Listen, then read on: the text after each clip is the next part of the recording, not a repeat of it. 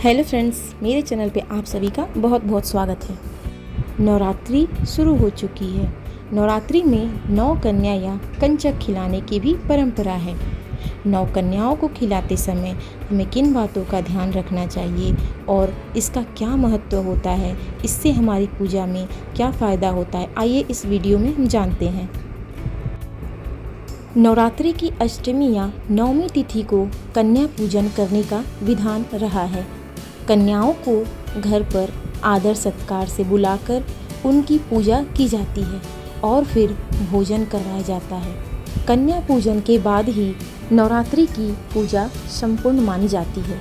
मान्यता है कि माँ दुर्गा के 9 स्वरूपों को मानकर कन्या पूजन की जाती है।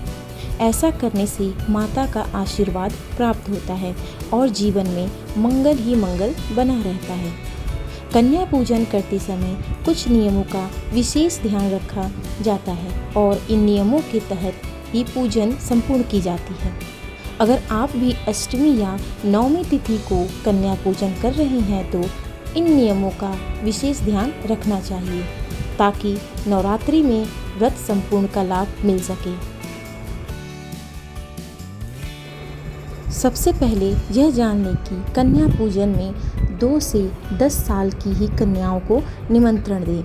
पूजन के लिए कन्याओं की संख्या कम से कम 9 होनी चाहिए। एक बालक को भी भोजन के लिए न्योता देना जरूरी होता है।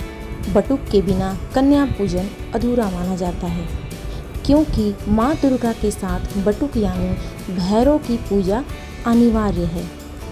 दूसरी बात, कन्याओं को एक दिन पहले ही निमंत्रण दे देना चाहिए।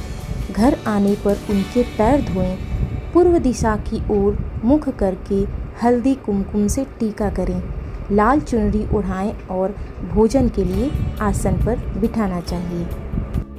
इन कन्याओं को माँ दुर्गा का रूप माना जाता है। ऐसे में भूल कर भी इन्हें डांटे नहीं, अपशब्द न बोलें, कन्याओं के साथ भेदभाव न करें। ऐसा करने वालों को व्रत का फल नहीं मिलता। भोजन खाने के लिए जबरदस्ती न करें। वह जितना खा पाएं उतना ही थाली में परोसें।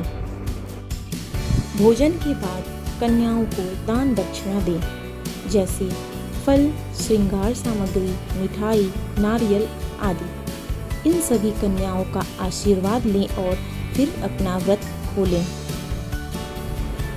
शास्त्रों में कहा गया है कि 9 कन्याओं को भोजन कराना उत्तम होता है।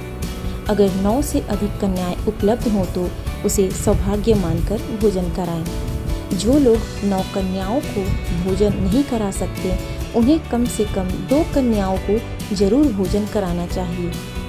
एक से अधिक जितनी कन्या होंगी, कन्या भोजन का फल उतना ही शुभ माना जाता है। जो लोग एक कन्या को भोजन करवाते हैं, उन्हें संपूर्ण नवरात्र के दौरान हर दिन एक कन्या को भोजन करवाना चाहिए और अंतिम दिन वस्त्र, धन, फल, मिठाई देकर माता से आशीर्वाद लेना चाहिए।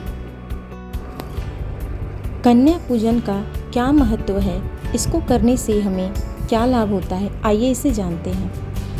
धार्मिक मान्यताओं के अनुसार एक विशेष उम्र तक की कन्याओं का पूजन करना अधिक शुभ फलदायी माना जाता है।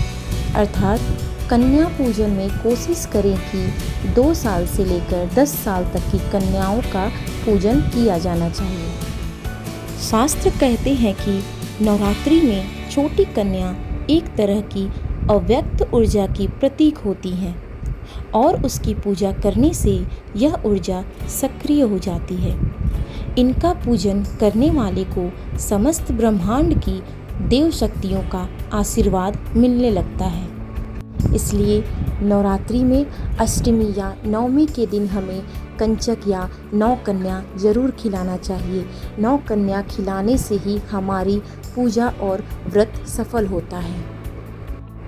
ये थी 9 कन्याओं से जुड़ी कुछ छोटी मगर ज़रूरी बातें। माता रानी आप सभी पे अपनी असीम कृपा बनाई रखें। जय माता दी।